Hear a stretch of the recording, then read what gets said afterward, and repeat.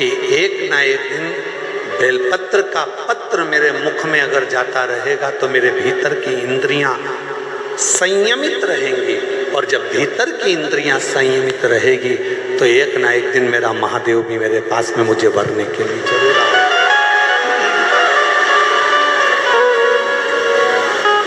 मुझे मेरा शंकर, मुझे मेरा महादेव, मुझे मेरा भोले बाबा मुझे वरने के लिए जरूर आएगा।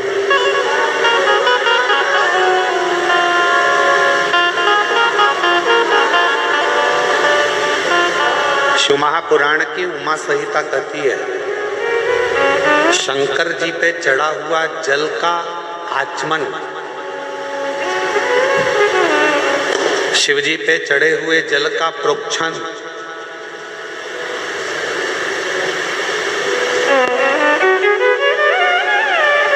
कायिक, वाचिक और मानसिक तीन तापों को नष्ट कर देता है।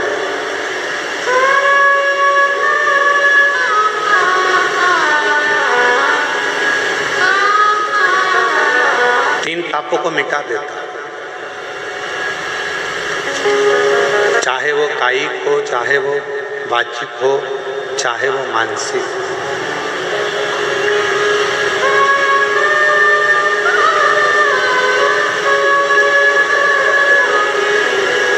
और कोई ये ना कहे कि केवल सीहोर वाले महाराज जी कहते हैं कि शंकर जी पे चढ़ा हुआ जल पीना चाहिए।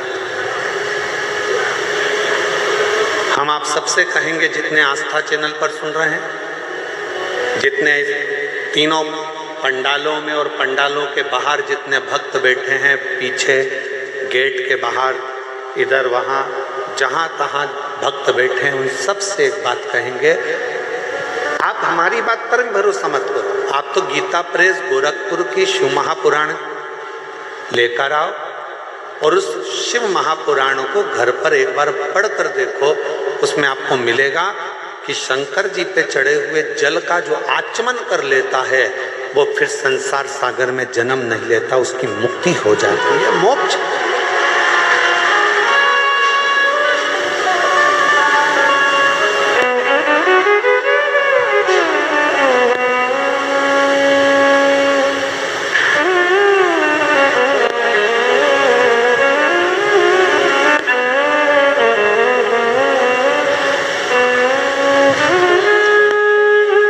डॉक्टर साहब कह रहे थे,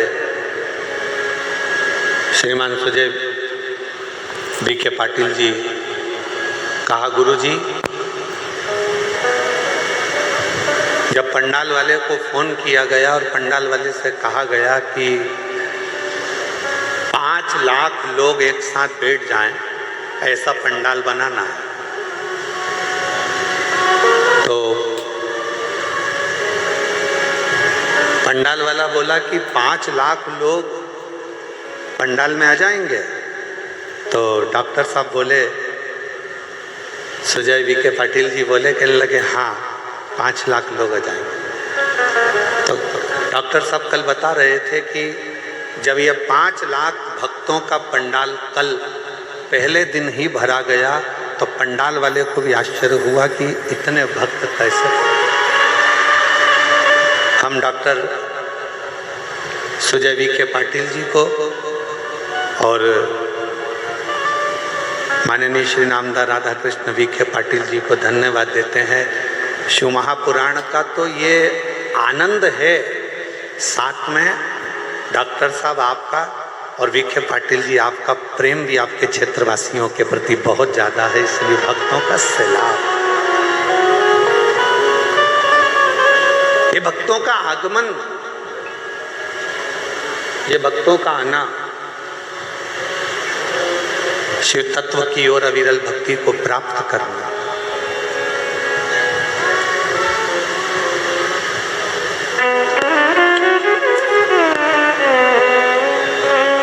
तुमरुका जी ने तो चंचुला देवी को कहा था कि चंचुला, शिव महापुराण की जो कथा है, शिव महापुराण की जो कथा है, ये कथा भी शिव को चढ़ा हुआ जल, भगवान शंकर को समर्पित किया हुआ जल। बाहर का रिटर्न आ रहा पूरा चोंगों का।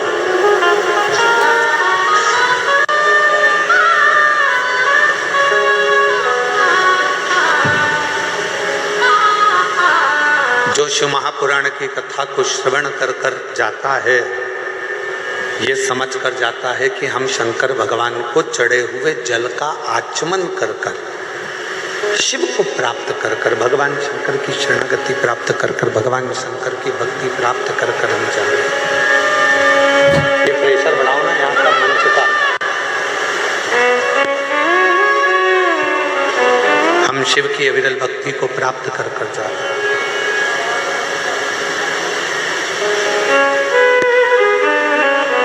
शिव कथा कह रही है, भगवान शंकर का पवित्र चरित्र कह रहा है कि शिव के चढ़े हुए जल का वर्णन स्वयं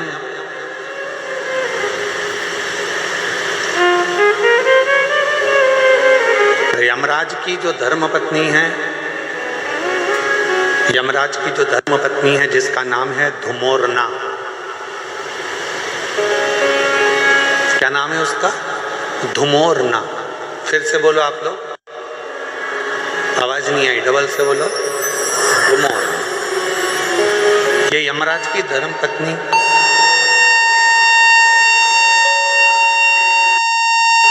ये यमराज की धर्मपत्नी धुमोरना।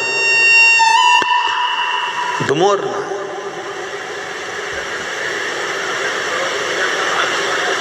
और यमराज की धर्मपत्नी धुमोरना, ये जल के महत्व को एक बार स्वयं ने धुमोरना ने पूछा था।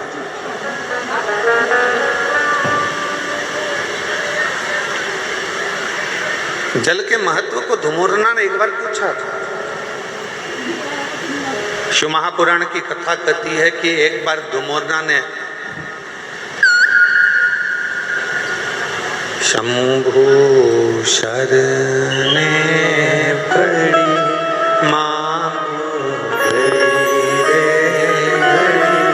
दुख काटो दया करी न दर्शन आपो शंभु शरणे पड़ी मांगू घड़ी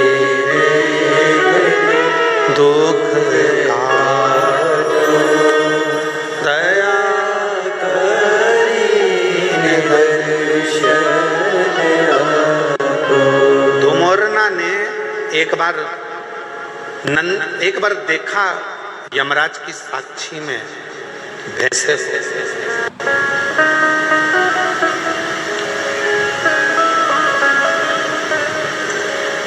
धुमोरना ने देखा कि यमराज का जो भैंसा है, यमराज जिस पर बैठते हैं भैंसा, क्या नाम है उस भैंसे का जिस पे यमराज बैठते हैं? जम के बोलो जरा। यमराज जिस भैंसे पर बैठते हैं, जिस पाड़े पर यमराज बैठते हैं, जिस भैंसे पर यमराज बैठते हैं, उसका नाम क्या है? उसका नाम है पौंड्रक। क्या नाम है? पौंड्रक। तो एक बार धुमोरना ने उस पौंड्रक को देखा, उस भैंसे को देखा कि भैंसा क्या करता है कि यमराज प्राण खींचते हैं और प्राण खींचकर किसी को लेकर जाते हैं और भैंसा उसको खूब त्राड़ देता है, उसको खूब मारता है, सींग से रोनता है, पाँव से कुचलता है, उसको परेशान करता जाता है। भैंसा उसको खूब परेशान करता है। पर धुमोरना ने फिर एक जगह देखा कि धुमोरना ने देखा कि वो भैंसा एक जीव को यमराज लेकर जा रहे थे, पर उस भैंसे ने उसको कोई कष्ट नहीं दिया, भैंसे ने उसको कोई परेशान नहीं किया।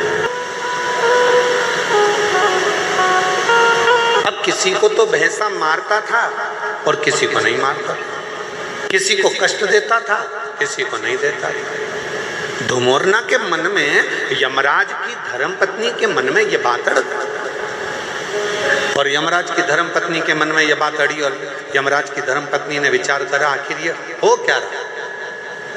जब यम की आज्ञा है कि कष्ट देना है तो देना चाहिए, फिर ये भैंसा किसी को कष्ट देता है, किसी को नहीं देता है, किसी को अच्छा रखता है, किसी को बुरा रखता है। आखिर ऐसा हो क्यों रहा?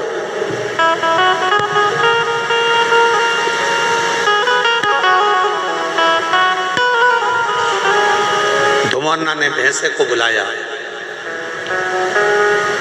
और भैंसे को बुलाकर धुमोन्ना ने कहा, क्यों रे पुंडरक, ये बता कि किसी किसी को यमराज जब खींच कर लेकर जाते हैं, प्राण जब छूटते हैं, तो किसी को तो तू बहुत कष्ट देता है, किसी को तो तू खूब मारता है, कष्ट देता है, परेशान करता है, उसको खूब खूब रोनता है, पाँव से भी रोनता है, सींगों से भी रोनता है, किसी किसी को तो बहुत कष्ट देता है।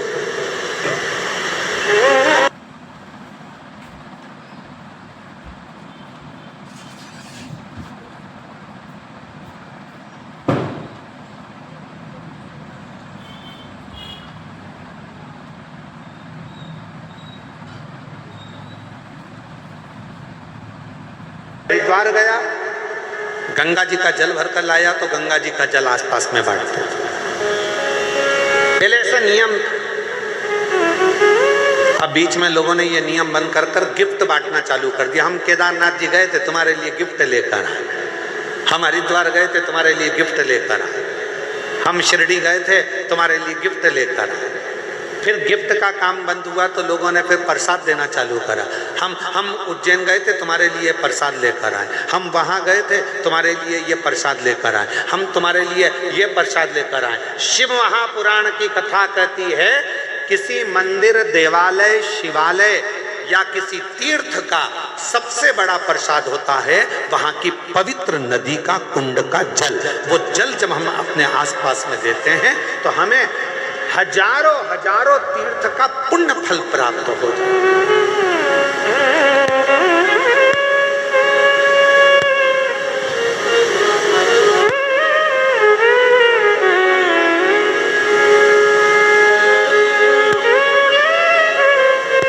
उस तीर्थ का जो जल है वो सबसे ज्यादा पवित्र। कहाँ गए थे भैया? हरिद्वार गए थे। क्या लेकर आए? प्रसाद नहीं लाए। फिर कहाँ गए थे भैया? बद्रीनाथ गए थे।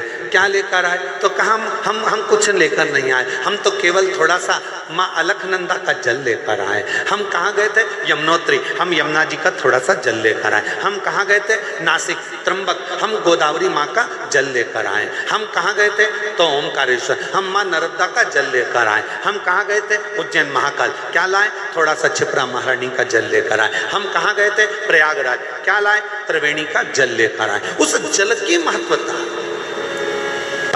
Low battery, please charge. Mansarovar क्या लेकर आए? शिव जी का मानसरोवर का जल लेकर आए। थोड़ा थोड़ा सा जल, भले एक बूंद दिया जाए, पर वो जल में दूसरा जल मिलाकर उस जल को जब वितरण किया जाता है तो शास्त्र कहता है, जो मानसरोवर नहीं गया, जो उज्जैन नहीं गया, जो हरिद्वार नहीं गया, जो काशी नहीं गया, जो त्र्यंबक नहीं गया, अगर वहाँ का जल, पवित्र नदी का जल, कुंड का जल यदि हमारे घर में आ जाता है, हम भले उस स्थान पर नहीं गए, पर वो जल का जब हम प्रोक्षण करते हैं, आचमन करते हैं, तो हमें उसी तीर्थ का पूरा पुण्य फल उसी क्षण प्राप्त हो जाता है। अब आजकल का जमाना थोड़ा दिखावे का हो गया, तो लोग कहते कहाँ गए थे साहब? तो कहा हम यहाँ गए थे, हम वहाँ से गिफ्ट लेकर आए। हम शिरडी गए थे, वहाँ से तुम्हारे लिए गिफ्ट लाए। हम वहाँ त्र्यंबक गए थे, गिफ्ट लाए। उज्जैन गए थे, गिफ्ट लाए। गिफ्ट नहीं,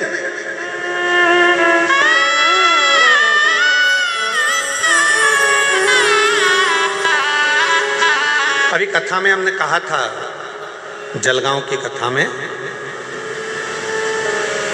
कि करवा चौथ पर तुम्हारा पति तुमको गिफ्ट दे,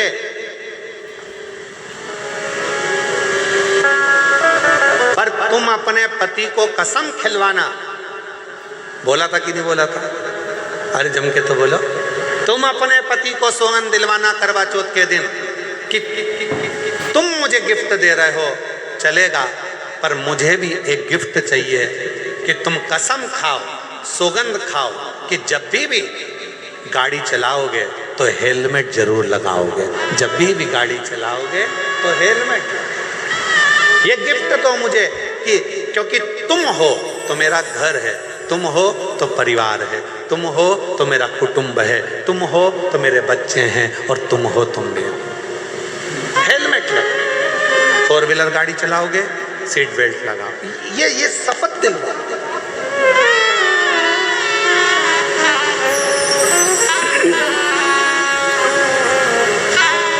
और मैंने तेरे ही भरोसे बाबा, तेरे ही भरोसे हवा बिच उड़ती जावा बाबा, डोर हथों छड़ी ना में कटी जावागी भोले शंभो मैं तेरी हवा बिच उड़ती जावांगी बाबा, डोर हथों छड़ी ना में कटी जावांगी भोले मैं तेरी शंभो मैं तेरी। सबसे बड़ा गिफ्ट है, सबसे बड़ा दान है तीर्थ का जल जो तुम लेकर आए हो, वो तीर्थ के जल को सबको दे।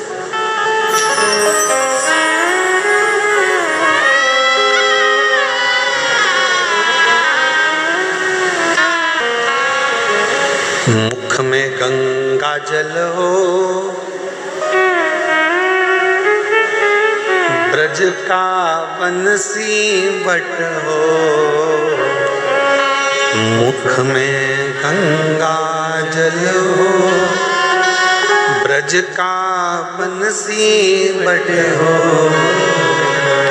मेरा काशी वाला निकट हो, जब प्राण तन से निकले, मेरा काशी वाला निकट हो, जब प्राण तन से निकले। काशी वाला क्यों निकट हो? क्योंकि माता पार्वती जी ने शिव जी से 2 वर मांगे थे काशी। पहला वर काशी में मांगा था माता पार्वती जी ने कि जिस पति पत्नी में झगड़ा हो उसमें प्रेम बहुत बढ़े। इसलिए आज भी पति पत्नी का आपस में झगड़ा होता है तो उनमें प्रेम बढ़ता है।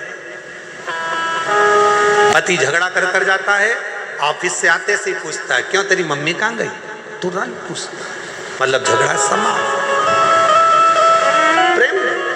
और पार्वती जी ने दूसरा वर मांगा था शिव जी से कि काशी में जो मरेगा उसको गुरु मंत्र तुमको देना पड़ेगा, काशी में मरने वाले को मोक्ष मंत्र आपको देना पड़ेगा। इसलिए शास्त्र की रीति है, हमारे यहाँ काशी खंड स्कंद पुराण का वर्णन करता है कि काशी में मरने वाले के कान में भगवान शंकर तारक मंत्र प्रदान कर देते हैं, और वो तारक मंत्र सुनते से ही काशी में मरने वाला फिर जन्म नहीं लेता, वो शिव का गण बनकर शंकर के धाम में शिव के आनंद में रहता है, फिर वो जन्म मरण के प्रपंच से छूट जाता है,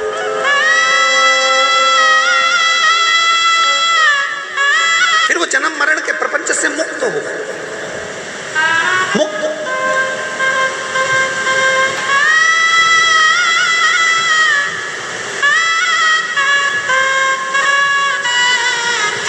शिव महापुराण का काशी खंड कहता है, ध्यान, स्कंद पुराण का काशी खंड कहता है, कभी योग लगे तो स्कंद पुराण के काशी खंड को पढ़िएगा। मैं माननीय पाटिल साहब को बहुत बहुत इसके लिए धन्यवाद दूंगा। माननीय नामदास राधा कृष्ण विखे पाटिल जी को, डॉक्टर सुजय विखे पाटिल जी को मैं इस चीज के लिए धन्यवाद दूंगा कि काशी खंड में, स्कंद पुराण के काशी खंड में लिखा है, जो कार्तिक के महीने में भगवान शंकर की अविरल भक्ति करता है, जो कार्तिक के महीने में शिव महापुराण की कथा यदि एक बार भी श्रवण कर लेता है, उसको सहस्त्र अश्वमेध यज्ञ का फल तुरंत प्राप्त हो जाता है। मैं पाटिल परिवार को धन्यवाद इसलिए दूंगा कि उन्होंने कार्तिक महीने में ये शिव महापुराण की कथा शिरडी के इस क्षेत्र में कराकर संपूर्ण शिरडी वासियों को अश्वमेध यज्ञ, एक अश्वमेध यज्ञ नहीं, सहस्त्रों, हजारों, लाखों अश्वमेध यज्ञ का फल केवल कार्तिक महीने में ये 5 दिन की शिव महापुराण कराकर उन्होंने सबको प्रदान कर दिया।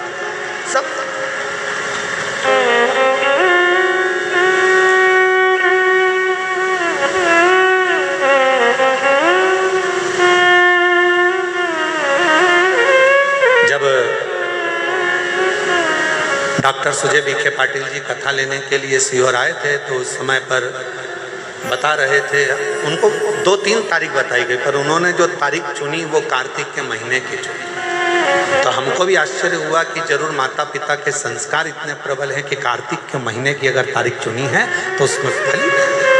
तो ये श्रेष्ठता हुआ।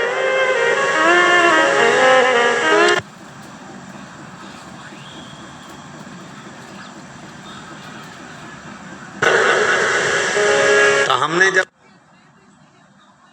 डॉक्टर सुजय विखे पाटिल जी जब कथा लेकर चले गए तो बाद में आशीष को कहा, जरूर सुजय विखे पाटिल से तत्व पुराण पढ़ के रचना होगी तो उनको काशी खंड याद होगा। कार्तिक महीने में कथा सुनने से हजारों यज्ञ का फल प्राप्त होगा।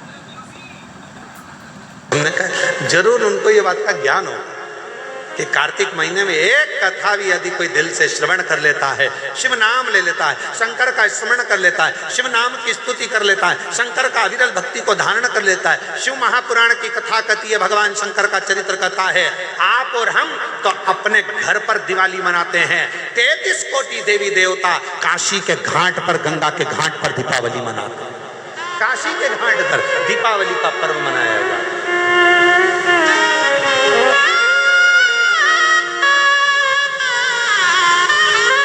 शिव धाम में, भगवान शंकर के धाम में, काशी में, शंकर के अविरल धाम, हम तो आपसे भी कहेंगे आपके घर के आसपास में जो शंकर का मंदिर हो ना, दीपावली के दिन शंकर के मंदिर में जाकर दीपदान जरूर करें। दीपावली के पर्व पर शिव मंदिर में जाकर उसके आसपास में दीप जरूर लगाना। क्यों? आपको वही फल प्राप्त होगा जो काशी में देवताओं ने दीप जलाकर प्राप्त किया, वही।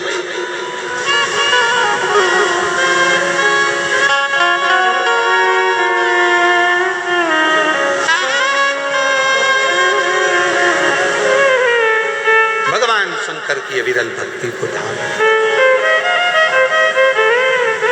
शिव तत्व को धारण। और इस वर्ष जब आप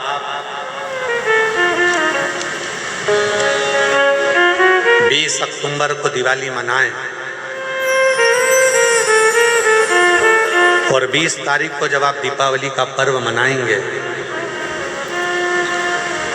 हमारे यहाँ भी दीपावली कुबेरेश्वर धाम पर 20 तारीख की है, 21 तारीख का खजाना रहता है, ऐसा ही क्रम दीपावली पर्व का रहता है। तो 20 तारीख को जब आप दीपावली मनाएं तो इस वर्ष सबको कहूँगा, जितने भी आस्था चैनल पर कथा सुन रहे हैं, जितने फेसबुक यूट्यूब पर कथा श्रवण कर रहे हैं, यदि आपकी जिंदगी में 4 दिन दुकान चल रही है, 4 दिन बंद पड़ी है, व्यापार थोड़े दिन चलता है, थोड़े दिन बंद हो जाता है, आपके विद्रोही, आपके दुश्मन आप पर कहीं ना कहीं से इधर से उधर से वार कर रहे हैं, या आपका लक्ष्य आपको पता है, बहुत मेहनत करता है तो भी लक्ष्य नहीं मिल पा रहा, जहां तक आपको पहुंचना है वहां तक यदि आप नहीं पहुंच पा रहे हैं, तो इस दीपावली पर जब आप 20 तारीख को दीपावली का पर्व मनाएं, तो 20 तारीख को दीपावली के पर्व के दिन शंकर भगवान को स्पर्श कराकर एक बेलपत्र लेकर जरूर अपने घर पर आए, और जहां पूजन कर रहे हैं उस बेलपत्र को एक प्लेट में अवश्य रखें, उस पर हल्दी और कुंकू उस पर अवश्य चढ़ाएं। एक चावल का दाना लाल कर, एक चावल का दाना पीला कर उस बेलपत्र पर अवश्य चढ़ाएं, और उस बेलपत्र को अपने पास में 1 वर्ष तक संभाल कर रखना। फिर अगले साल आप और हमें बताना कि उस बेलपत्र ने आपको मंजिल तक पहुंचाया कि नहीं पहुंचाया, आपको लक्ष्य प्रदान कराया। कई लोग रहते हैं, बहुत मेहनत करते हैं, बहुत परिश्रम करते हैं, सब चाहते हैं कि ये व्यक्ति इतने स्थान पर बैठे, इसको ये पद मिलना चाहिए, इसको ये कुर्सी मिलना चाहिए, इसको ये जगह मिलना चाहिए, इसको वहां तक पहुंचना चाहिए, इस व्यक्ति को तो इस पद पर पहुंचना चाहिए पर नहीं पहुंच पाता, इस व्यक्ति को तो वहां तक पहुंचना है पर ये नहीं पहुंच पाता। एक बेलपत्र का प्रयोग कर देते, अगले वर्ष बात करेंगे कि मेरे भोलेनाथ ने आपका हाथ पकड़कर आपको उस मंजिल तक भेजा कि नहीं भेजा।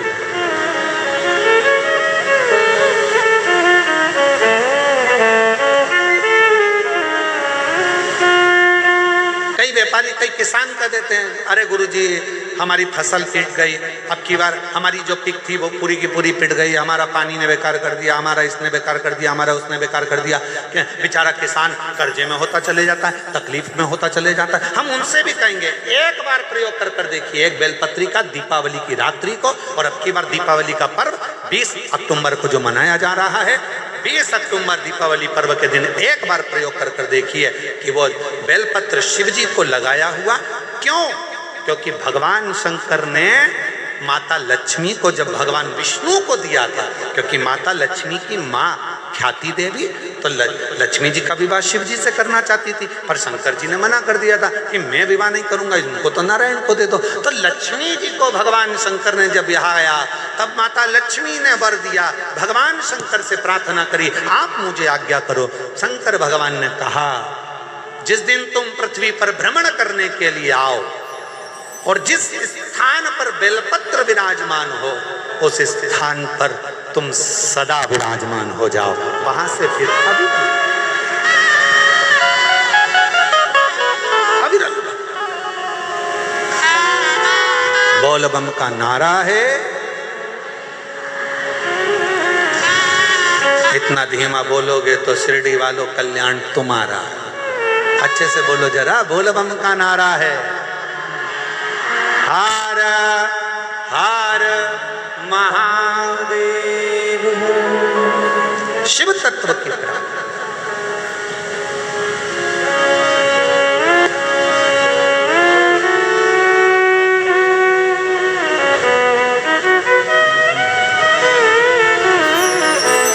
भगवान देवादिदेव महादेव के दरवाजे पर दीप अवश्य।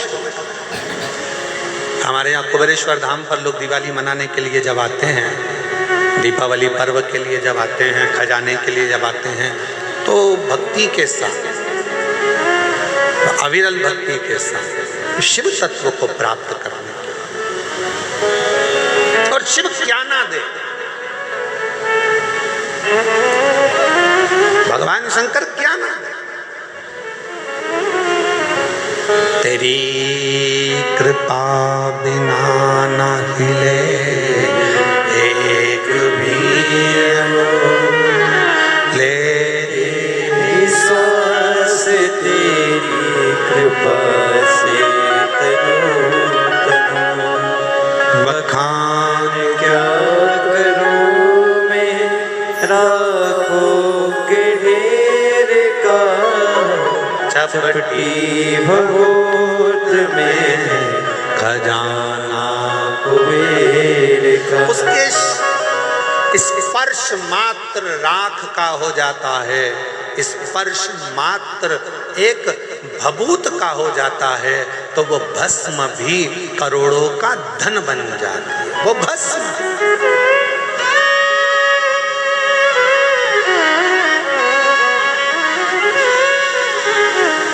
इसलिए शिव महापुराण की कथा कहती है, एक लोटा जल सारी समस्या का हल।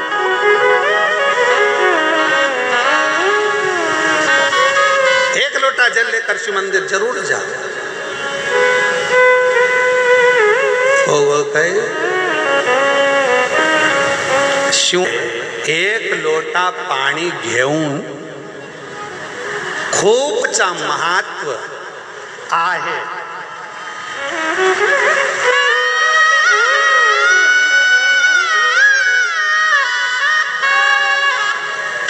शिव महापुराण में एक लोटे जल का बड़ा महत्व बताया है, बड़ा महत्व।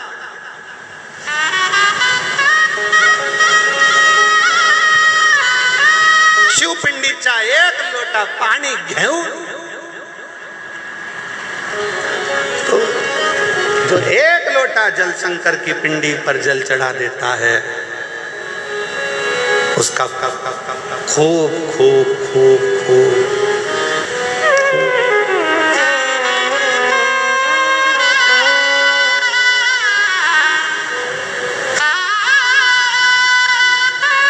और तेरी कृपा का क्या है भरोसा, कब किस पर हो जाए। जरा हम पर कर दो, जरा सी हम पर कर दो।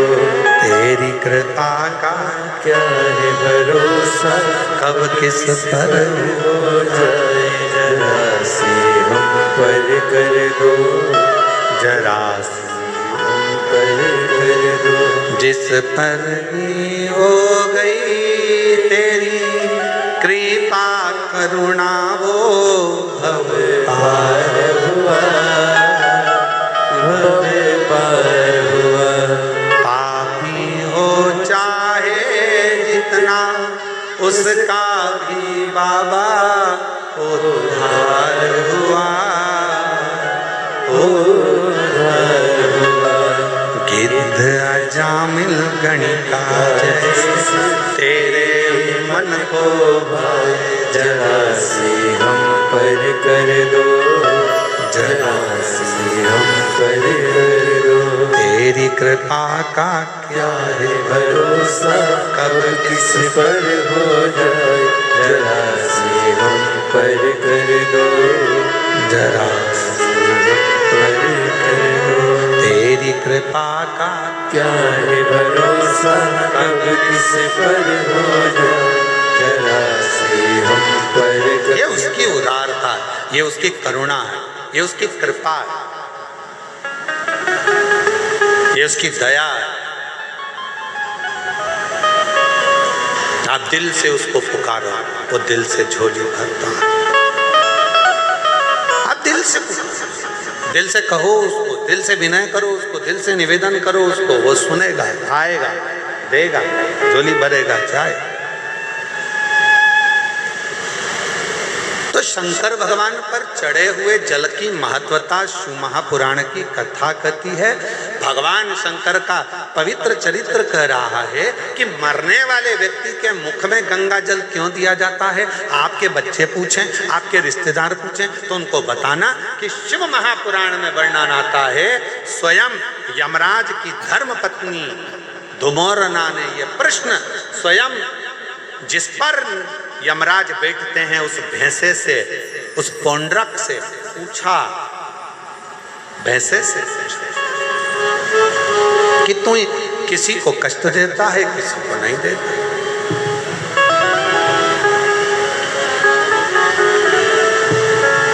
किसी को तो तू अच्छे से लेकर जाता है और किसी को रुला रुला कर लेकर जाता है। बात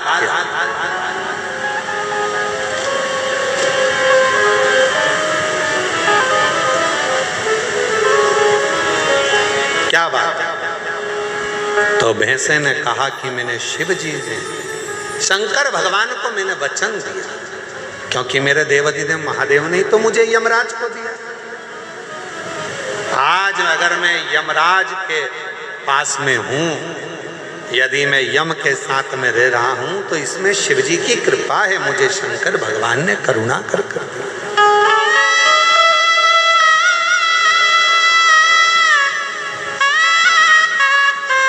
ये शिव की उदारता से मुझे मिला। इसलिए हमारे सनातन धर्म में आज भी नियम है, ये गंगा का जो जल है वो भगवान शंकर का चढ़ा हुआ जल है, शिव के ऊपर से चढ़कर नीचे आ। कई लोग हमारा बहुत विरोध जब करते हैं तो विरोध में कह देते हैं कि शिव जी पे चढ़ा हुआ जल मत पियो। सीहोर वाले महाराज ने बताया पियो, और ये कहता है मत पियो। तो जो तुमसे कहे कि शंकर पर चढ़ा हुआ जल नहीं पीना चाहिए, तो उनको कहना कि फिर तुम मरते समय तू गंगा जल भी मत पीना, क्योंकि वो भी तो शंकर जी पे चढ़ा हुआ है। शिव जी के शीश पर आया तब तो नीचे आया। शिव महापुराण की कथा कहती है कि धुमोरना से, यमराज जी की धर्म पत्नी से स्वयं भैंसा कह रहा है, वो पौंड्रक भैंसा कह रहा है कि शिव की कृपा, शंकर की। कहा जिसके ऊपर शंकर का चढ़ा हुआ जल का प्रोक्षण हो, जो शिव का चढ़ा हुआ जल का आचमन कर ले, कहा उसको फिर कोई नरक के भोग ना भोगना।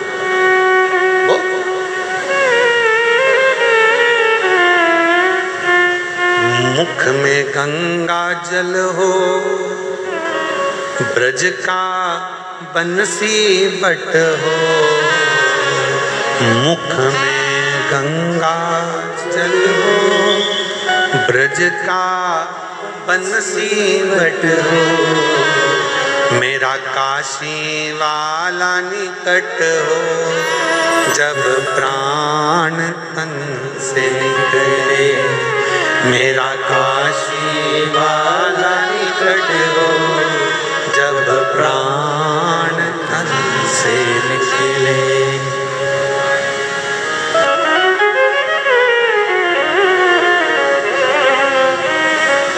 हे भोलेनाथ, हे भोलेनाथ, इतना तो करना भोले, जब प्राण तन से निकले। इतना तो करना भोले, जब प्राण तन से निकले। बाबा इतनी कृपा करना। हम हो सकता है प्राण छूटते समय हम काशी ना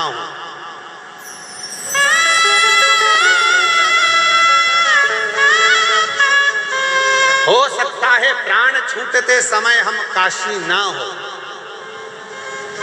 पर यदि हमने शंकर भगवान आपको एक लोटा जल चढ़ाया है तो इतनी कृपा जरूर करना, हम भले काशी में ना हो पर काशी वाला हमारे करीब में जरूर हो। ऐसे काशी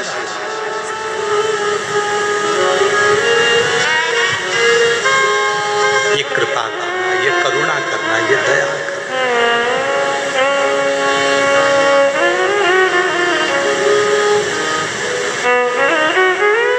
यमराज की जो धर्मपत्नी है ना, ये शिव की बड़ी उपासक है।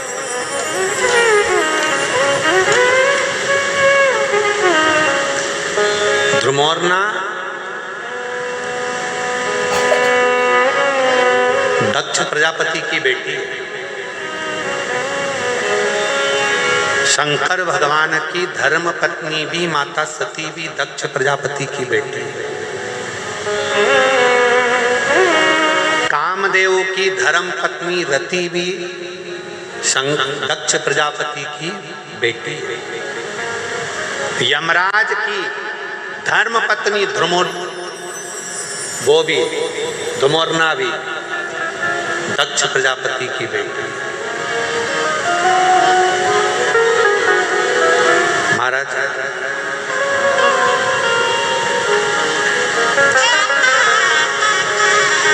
एक कथा बड़ी अच्छी आती है ध्रुमोर्ना के विवाह की। बड़ा सुंदर प्रसंग आता है कि ध्रुमोर्ना ने अपने पिता दक्ष प्रजापति से निवेदन करा और ध्रुमोर्ना ने अपने पिताजी से निवेदन करा कि मेरा जो हाँ विवाह करो जो मृत्यु को जीत ले, जो मौत को विजय प्राप्त कर ले, जो मृत्यु पर विजय प्राप्त कर ले, उससे हमारा विवाह। ध्रुमोर्ना ने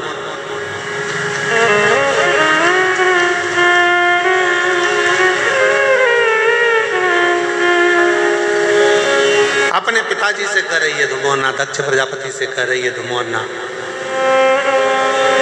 कैसी कृपा करिए, हमारा विवाह वहां हो जो मृत्यु पर विजय प्राप्त कर ले। तो इतने में दक्ष प्रजापति ने विचार करा, ठीक है अगर आप ऐसा कहते हो तो आपके लिए हम वही वर ढूंढेंगे जो मृत्यु पर विजय प्राप्त कर ले। तो उनके लिए उसी समय पर दक्ष प्रजापति ने यमराज को लाकर खड़ा कर दिया। तो ध्रुमोर्ना ने देखा कि यमराज इसका तो पूरा स्वरूप बड़ा कृष्ण है, काला है और भयंकर स्वरूप है। तो इतने में ध्रुमोर्ना ने कहा कि पिताजी इनसे विवाह, तो कहा ये यमराज है, इससे विवाह कर लीजिए। ध्रुमोर्ना ने अपने पिताजी का कहना माना, हाँ भर ली। शादी के मंडप में ध्रुमोर्ना पहुंच गई। जरा ध्यान से सुनना, शादी के मंडप में ध्रुमोर्ना पहुंच गई।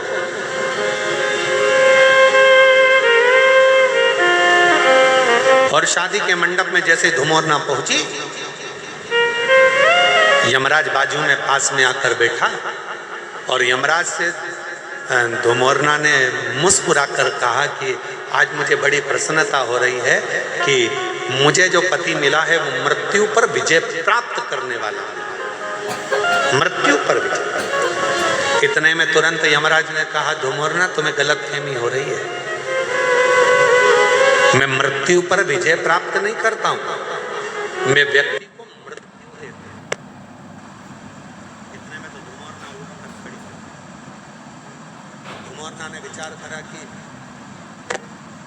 मेरा विवाह उसके साथ हो रहा है जो मृत्यु प्रदान करता है, और मैंने तो अपने पिताजी से कहा था कि जो मृत्यु पर विजय प्राप्त करे मेरा विवाह उससे होना चाहिए।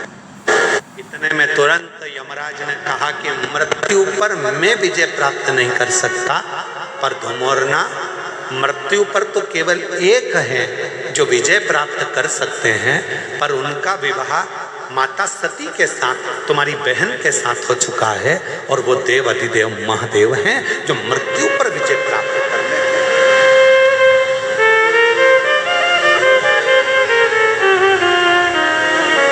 जो मौत पर विजय प्राप्त कर लेते।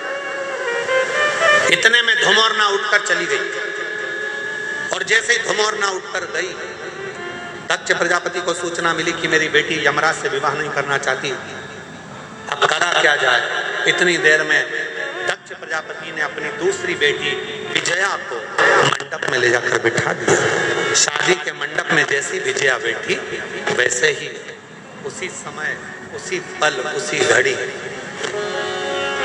सती ने धुमोरना से पूछा कि बहन क्या बात है, तेरी शादी हो रही है, दूल्हा भी अच्छा है, वर अच्छा है, सब कुछ ठीक है, फिर तू शादी क्यों नहीं करना चाहती। धुमोरना ने कहा, मैंने अपने पिता दक्ष प्रजापति से वर मांगा था कि मेरा विवाह हो तो उसके साथ हो जो मृत्यु पर विजय प्राप्त कर ले, पर मेरे पिताजी तो विवाह कर रहे हैं जो मृत्यु की दंड देता है, मृत्यु की सजा देता है, उस यमराज से विवाह कर रहे हैं जो मौत देता है। तो क्या हुआ? कोई बात नहीं। सती ने कहा कि तू चिंता मत कर धुमोरना, तू चाहती है कि मृत्यु पे विजय प्राप्त करने वाले से तू विवाह करे, तू उससे विवाह तो नहीं कर सकती, क्योंकि तेरी बहन सती का विवाह देव अधिदेव महादेव से मृत्यु पर विजय प्राप्त करने वाले से हुआ है। पर इतना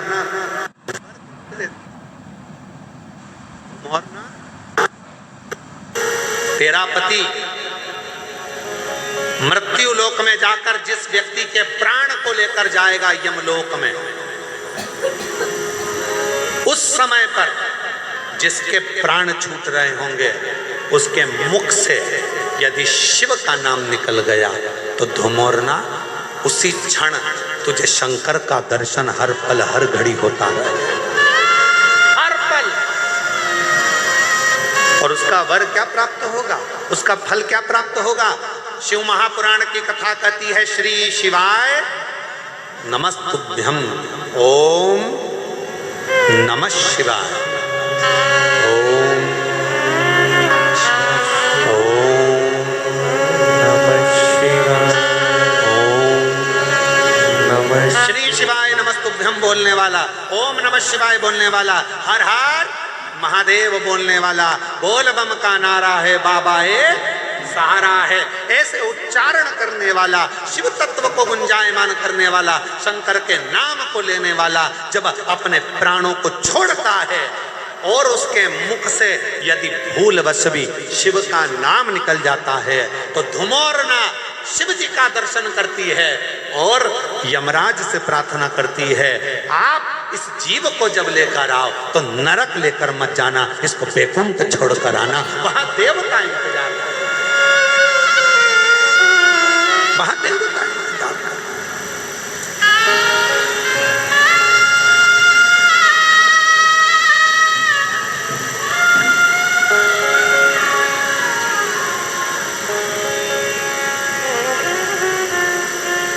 इसलिए आप लोगों से निवेदन है, ऐसी सुभाना आए ना ऐसी शान, ऐसी सुभाना आए ना ऐसी शाम। जिस दिन जुबा पे मेरे, जिस दिन जुबा पे मेरी आए नशे का नाम, ऐसी सुबह न आए न ऐसी शाम, न आए न ऐसी शाम। भगवान शिव का जो उच्चारण करता है, शिव का उच्चारण करने वाला, श्री शिवाय नमस्तुभ्यं, श्री शिवाय नमस्तुभ्यं। हम आप लोगों से बार बार कहते हैं, अपने घर के दरवाजे पर लिख दो श्री शिवाय नमस्तुभ्यम। दीपावली पर स्टिकर चिपका दो, श्री शिवाय नमस्तुभ्यम। दरवाजे पर बंदरवाल बांध दो, श्री शिवाय नमस्तुभ्यम। अगर कोई दरवाजे के सामने से निकल कर जा रहा होगा और मान लो उसका समय भी आ गया होगा, प्राण छूटने का भी समय आ गया होगा, तो दरवाजे पर यदि उसने भूल से भी पढ़ लिया तो वो नरक नहीं जाएगा, उसका परम पद वैकुंठ तक हो जाएगा। इसलिए श्री शिवाय नमस्तुभ्यम का स्मरण करो। कोई अपने काम के लिए जा रहा है, काम नहीं हो रहा, तुम्हारे दरवाजे पर पढ़ लेगा श्री शिवाय नमस्तुभ्यम, उसका राह खुल जाएगा, उसका कार्य सफल हो जाएगा। वो मंत्र का उच्चारण मूल है। कितना फल है मंत्र का, देखो एक पत्र देखिए।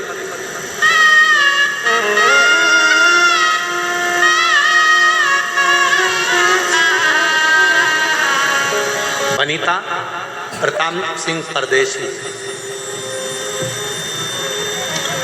गांव गोटी, तालुका इंगतपुरी, जिला नासिक, महाराष्ट्र से। कहीं बैठी हो हाथ हिला सकती हैं, और अगर बैठी हो तो एक बेलपत्र लेने के लिए आ सकते। गुरुदेव, हम 2022 से कथा सुन रहे हैं। हमारा लड़का प्रवीण 2023 से एमपीएससी की पढ़ाई की तैयारी कर रहा है, पर प्रवीण हर रोज उठकर मंदिर भी जाए, पर उसका सिलेक्शन जब नहीं हुआ तो हार गया। तब हमने उससे कहा, सियोर वाला बाबा कहता है कि मेहनत 4 गुना करो, मंदिर में साफ सफाई करो, शिवजी पर एक बेलपत्र जरूर चढ़ाओ, एग्जाम देने जाओ तो बेलपत्री पर शहद लगाकर शिव का भजन कर कर जाइए। पशुपति व्रत करा, तब हमने देखा तो भी जब उसको फल नहीं मिला तो उसका हिम्मत थोड़ा सा हारा। हिम्मत हारा तो हमने कहा पीछा मत छोड़ना बेटा, बाबा देगा जरूर। और तब हमने कहा कि एक बार कुबेरेश्वर धाम चल। हम उसको कुबेरेश्वर धाम ले गए। हमने कहा प्रवीण कुबेरेश्वर धाम लेकर चलो, और वहाँ जाकर बाबा का पूजन अर्चन करा। आज बाबा को धन्यवाद देती हूँ कि मेरे उस बेटे का सिलेक्शन हो गया और बेटा उच्च पद पर अधिकारी बनकर बैठ गया। मैं बाबा को यहाँ प्रणाम करने के लिए। एक पत्र देखिए, बड़ा सुंदर।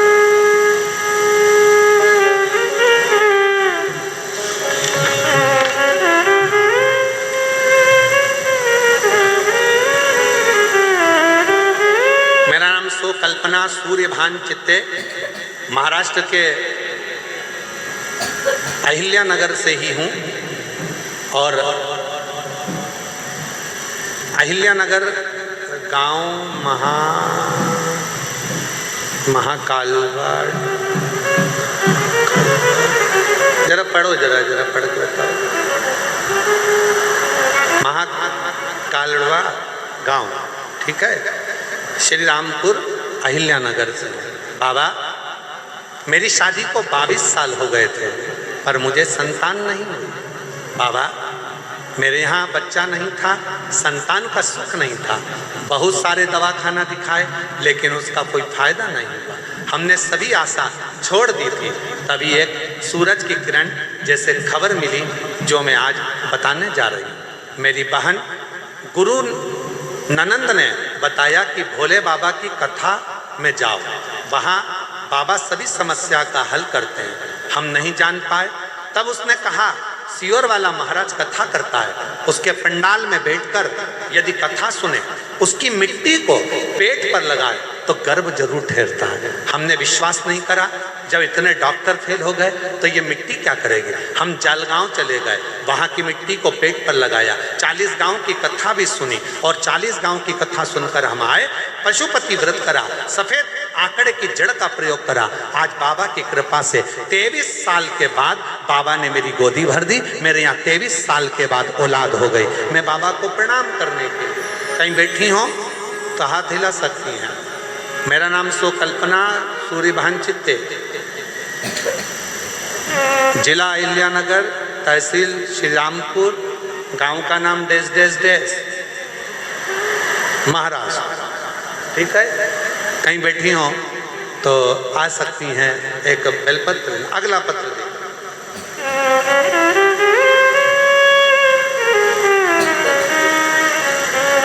गुरुदेव,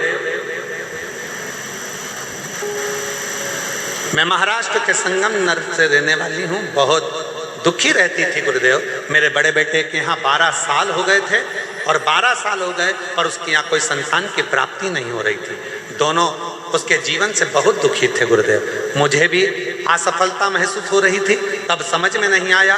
तब एक बार किसी बहन जी के कहने पर हमारी बहू को हमने पशुपति व्रत करवाया। शिव जी के मंदिर में रोज भेजना प्रारंभ करा।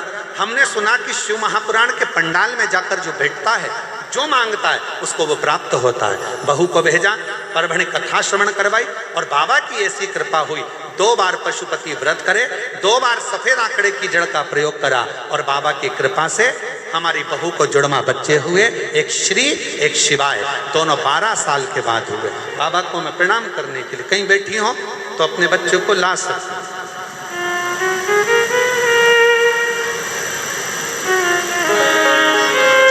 गुरुजी, मेरा नाम कल्याणी बलबीर सिंह जनवीर है। हम गांव सोनई तालुका नेवासा, जिला अहिल्यानगर की रहने वाली हूँ। 1 लोटे जल का मैं क्या वर्णन करूं गुरुदेव। मेरा बेटा सुयश 4 साल का हो गया, पर डॉक्टर कहते थे ये बोलेगा नहीं, उसकी वाणी नहीं थी, बोल नहीं पाता था गुरुदेव, उसके मुख से शब्द नहीं निकलता था। हमने सारे डॉक्टरों का इलाज करवाया पर उसकी आवाज़ नहीं आई। बड़े परेशान हो गए।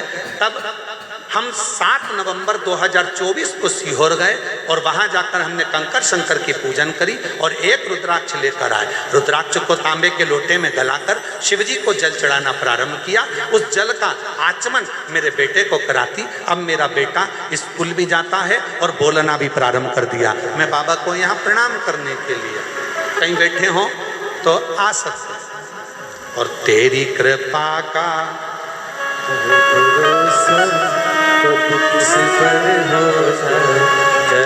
एक पत्र और बड़ा सुंदर है। कविता पाटिल शिरडी से हैं। मेरी शादी को 17 साल हो गए थे गुरुदेव और 17 साल से मुझे औलाद नहीं थी। मैंने कोई डॉक्टर ऐसा नहीं बचा जिसको मैंने इलाज ना करवाया। मैं शिरडी की रहने वाली हूँ बाबा, पर मेरे यहाँ औलाद का सुख नहीं था। तब किसी के कहने पर सफ़ेद आंकड़े की जड़ का प्रयोग, पशुपति प्रयोग करना प्रारंभ करा और बाबा की ऐसी कृपा हुई कि अक्टूबर 2023 में बाबा की कृपा से मेरा गर्भ ठहरा और बाबा की कृपा से 2024 में मेरे यहाँ पर बच्चे ने जन्म लिया 17 साल के बाद। अगर कहीं बैठी हों तो आ सकती हैं अपने बच्चों के लिए। अब की बार सबसे ज़्यादा पत्र बच्चों ही बच्चों के हैं।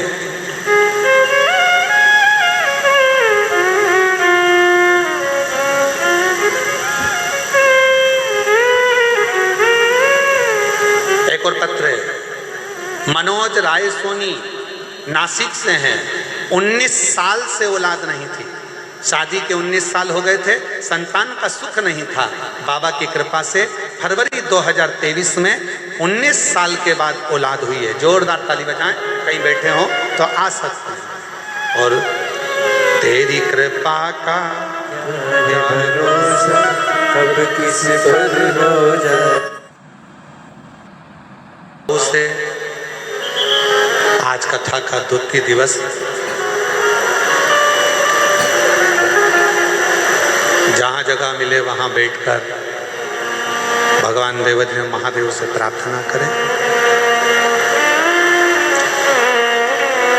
जो लोग धूप में बैठ रहे हैं उनसे निवेदन है कि छांव वाली जगह देखें और कृपया वहाँ बैठें।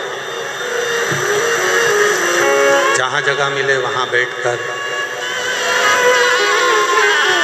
बाबा से अपने मन का भाव कहें। को आप भी साथ में निवेदन करें, विनय करें। सभी लोग साथ में बोलें बाबा को।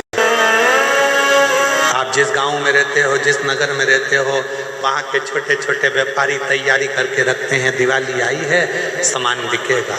कोई ठेला लेकर फूल की माला बेच रहा है, कोई दरी बिछाकर, चटाई बिछाकर छोटे छोटे दिए बना बना कर मट्टी के बेच रहा है, और तुम विदेश का सामान खरीदो और मालूम पड़े अपने देश का धन दूसरे देश में जाए तो ये भारत विकसित नहीं हो पाएगा। इस भारत को विकासशील बनाने के लिए अपनी मट्टी, अपनी मेहनत और अपने मातृत्व भाव को स्मरण रखना।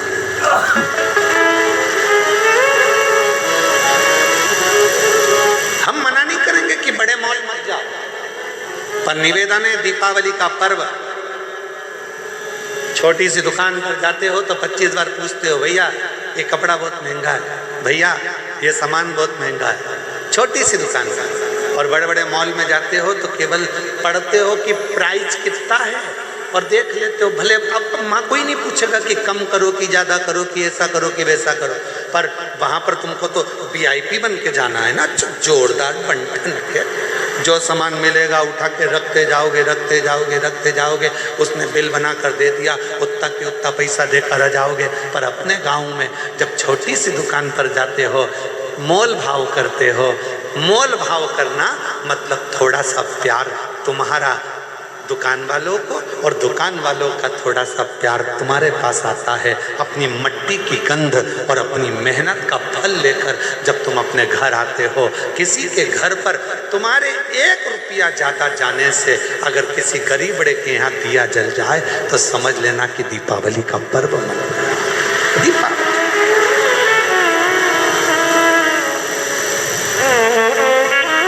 इस दीपावली पर एक नियम बनाओ।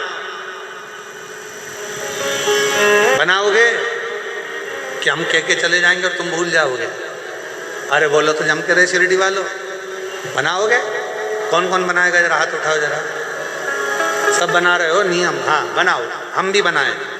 इस दीपावली पर एक नियम बनाओ। जितने आस्था चैनल पर सुन रहे हो, जितने फेसबुक यूट्यूब पर सुन रहे हो, जितने सोशल मीडिया और मीडिया के माध्यम से सुन रहे हो, जितनी मीडिया है, जितने अखबार है, जितने न्यूज चैनल है, जिनके माध्यम से आप कथा श्रवण कर रहे हो, इस दीपावली पर नियम बनाओ कि अपने गांव की मिट्टी, अपने गांव की मेहनत और अपने गांव का प्रेम होना चाहिए। खरीदी अपने गांव के ही छोटे दुकानदारों से होना चाहिए, बड़े मॉलों से। अपने गांव का पैसा गांव में रहे, अपने शहर का पैसा अपने शहर में रहे, अपने नगर का पैसा अपने नगर में रहे, तो अपना गांव और विकसित होगा, अपना शहर और विकासशील होगा। और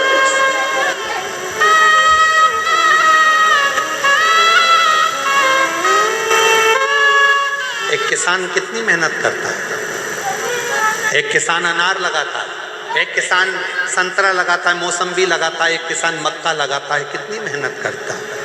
मेहनत कर कर उसको फल तो थोड़ा सा मिलता है, पर जो लेने वाला है वो लेकर जाता है और उसको करोड़ों का बना लेता है। तो किसान क्यों भूखा है? किसान क्यों कमजोर है?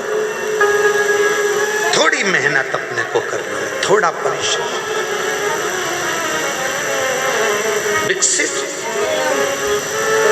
स्वदेशी अपनाओ, विदेशी दूर भगाओ, स्वयं का सोच। अपना खुद निर्माण करो। आत्मनिर्भर भारत, ये हमारा खुद का निर्माण मूल होना चाहिए कि हमको कुछ निर्मित करना है।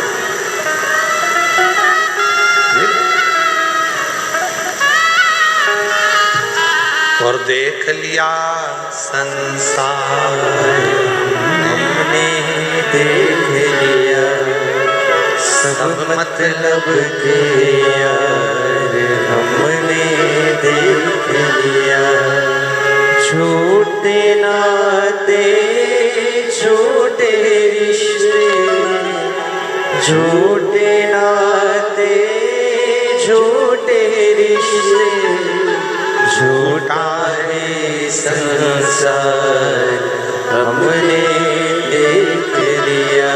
सब मतलब के यार हमने देख लिया। शिव महापुराण की कथा कहती है कि अपने जीवन को सार्थक बनाना। हम कई बार कह जाते हैं, लोगों को हमारी बात का बुरा लग जाता है, फिर बाद में लोग अपशब्द कहते हैं, ताना कसते हैं, गालियां देते हैं, पर किसी की गाली से हमको कोई फर्क नहीं पड़ता। पर सत्यता कहते हैं, घर में लक्ष्मी पूजन कब सार्थक है? घर में दीपावली की लक्ष्मी पूजन कब सार्थक है? तो शिव महापुराण की कथा कहती है, तुम्हारे घर की लक्ष्मी जब प्रसन्न होगी, जब तुम्हारे घर की बहू और बेटी की रक्षा होगी और उसको सम्मान मिले।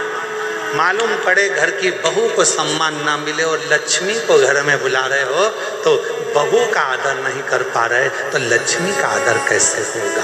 मालूम पड़े घर में बेटी का आदर नहीं कर पा रहे तो फिर लक्ष्मी का आदर कैसे होगा? नियम बनाओ, अपने भीतर एक विश्वास प्रकट करो कि लक्ष्मी पूजन पे मैं अपनी बहू को, अपनी बेटी को, घर की नारी को, घर की स्त्री को सम्मान दूंगा। जब घर की नारी का सम्मान होगा तो लक्ष्मी माता तो खूब कृपा करेगी, टूटमान होगी, खूब करुणा। हम आदर ही नहीं कर पा रहे, हम उनका सम्मान ही नहीं कर पा रहे।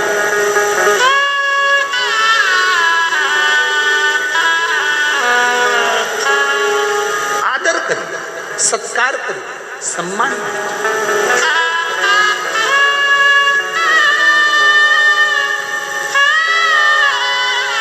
बहुत गहराइयों में जाना पड़ता है। स्वयं ब्रह्मा जी भगवान विष्णु जी के सामने जाकर कहते हैं कि ये पूरी सृष्टि का निर्माता मैं हूँ, चलाने वाला मैं हूँ और संहार करता मैं। तब भगवान नारायण ने कहा, ब्रह्मा जी गलत बात, ये विचार ना करो।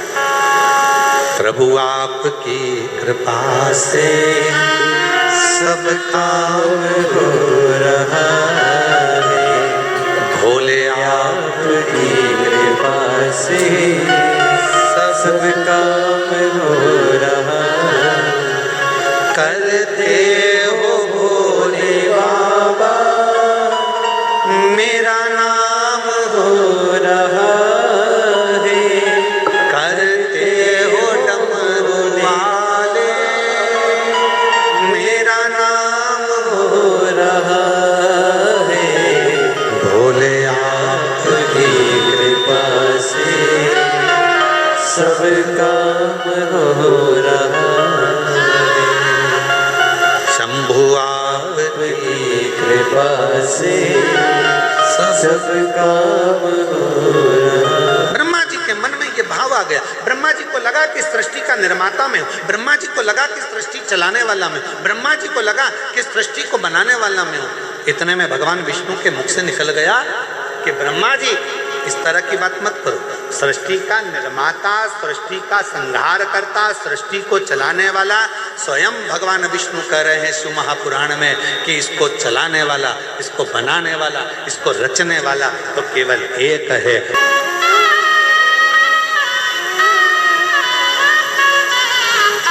रचा है सृष्टि को जिससे वही सृष्टि चला रहे। रचा है सृष्टि को जिस प्रभु ने वही सृष्टि चला रहे। जो पेड़ हमने लगाया पहले, जो पेड़ हमने लगाया पहले, उसी का फल हम अब पा रहे हैं। रचा है सृष्टि को जिस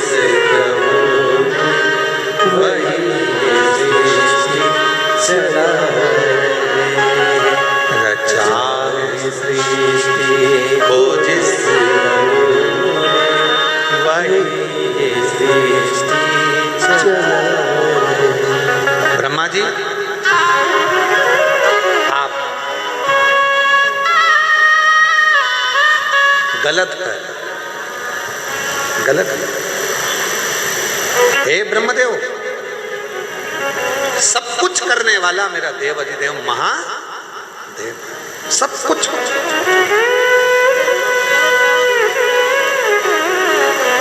ब्रह्मा जी ने कहा मैं नहीं मानता।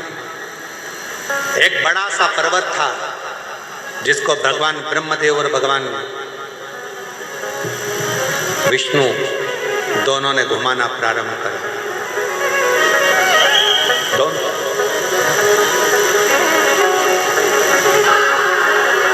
और ब्रह्मा और विष्णु ने जब घुमाना प्रारंभ करा, वो पर्वत जब घूमा तो उसमें अग्नि का घर्षण हुआ और एक शिवलिंग प्रकट। जब शिवलिंग प्रकट हुआ तो पूछा ब्रह्मा जी ने भगवान विष्णु से कि ये कौन? तो भगवान नारायण ने कहा यही शिव है, यही शंकर है। और निवेदन करूं शिरडी की इस पवित्र भूमि से कि भगवान को पहचानना सबसे कठिन काम है। जिस दिन दुनिया के लोग परमात्मा को पहचान गए तो समझना कि शिव है। आज कई लोग एक लोटे जल को नहीं पहचान रहे कि एक लोटा जल क्या कर सकता है। आज कई लोग भगवान शंकर पर चढ़ी हुई एक बेलपत्र को नहीं पहचान पा रहे कि एक बेलपत्र क्या कर सकती है। आज कई लोग श्री शिवाय नमस्तुभ्यम महामंत्र को नहीं पहचान पा रहे कि इस मंत्र के उच्चारण से कितनी बीमारियां ठीक हो सकती हैं, कितने रोग, कितनी तकलीफें, मन की अशांति, मन का क्लेश, व्याधि केवल इस मंत्र के उच्चारण से समाप्त हो जाती। समझ नहीं पाते। वो कहते ना जीवन खत्म हुआ तो जीने का ढंग आया, जब शम्मा बुझ गई तब महफिल में रंग आया।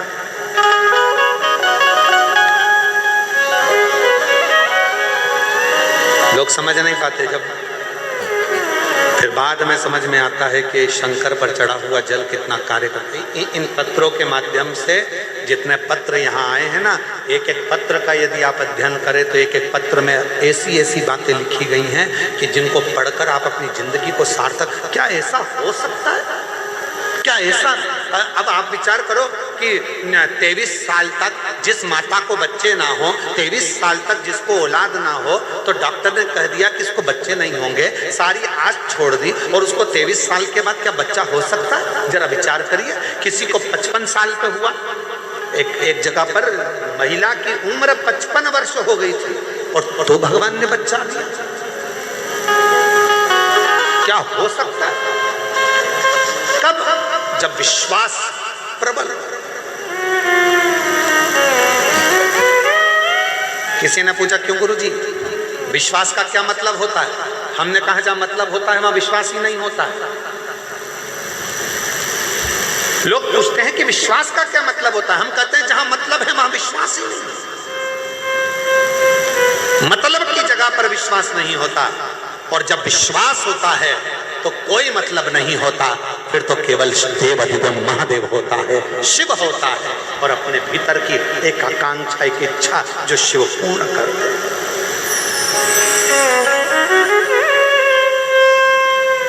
ब्रह्मा जी ने कहा मैं नहीं मानता कि ये शिव है, मैं ऊपर जाता हूं, आप नीचे जाओ। भगवान नारायण पताल में गए शंकर जी का चरण ढूंढने के लिए, नहीं भगवान ब्रह्मदेव ऊपर गए, गौ माता को लेकर आ गए, केतकी के पुष्प को लेकर आ गए, और ब्रह्मा जी ने आकर भगवान नारायण के सामने कह दिया कि मुझे भगवान शंकर का सिर मिल गया। झूठ बोलती है। शिव का मस्तक, शिव का चरण, शिव के चरणों की धूल, शिव चरणारविंद की रज मिलना बहुत कठिन। किसी ने कहा बहुत कम होते हैं जिन्हें शिव चरणों में प्रेम होता है। बहुत कम होते हैं जिन्हें शिव चरणों में प्रेम होता है। जिनको प्रेम होता है शिव के चरणों में, उसका फिर बार बार जन्म नहीं होता है। फिर वो जन्म नहीं, सारे जन्म मरण के प्रपंच से छूट जाता है। जन्म और मृत्यु के प्रपंच से वो छूट जाता है, मुक्त होता है।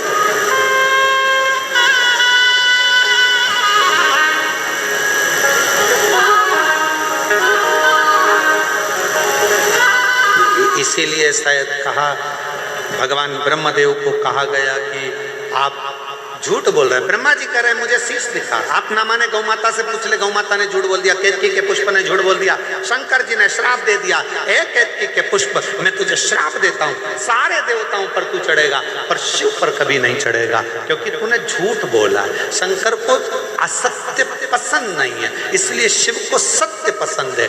जब लोग कोई मर जाता है कंधे पर उठाते हैं, शिव जी के धाम शमशान लेकर जाते हैं, तब लोग कहते कहते लेते जाते हैं राम नाम सत्य है, शंकर सत्य है, शिव सत्य है, राम नाम सत्य है, भगवान का नाम सत्य है, बाकी का सत्य सत्य।